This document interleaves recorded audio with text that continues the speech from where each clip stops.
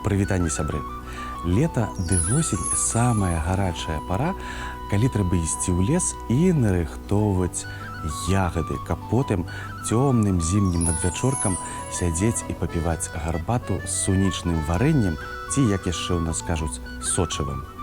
Дык як жа ў нас называюць ягады?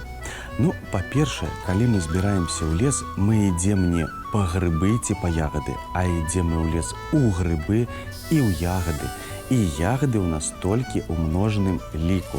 І тады мы кажам пайсці ў чарніцы, пайсці ў брусніцы, пайсці ў маліны, суніцы і ажыны, напрыклад. Што за ягады такія ажыны? Ажына – гэта ежевіка па-руску, вельмі добрая і карысная расліна. І багацце для пчол. Недадайнасць з 1 гектара ажынаў складае амаль 20 кілаграм мёду. Вось так. А ў адзіночным ліку мы называем толькі адну ягаду. Адна ажына, адна чарніка, адна брусніка. Ну, я так разумею, гэта калі ўжо зусім неўрадлівы на ягады год.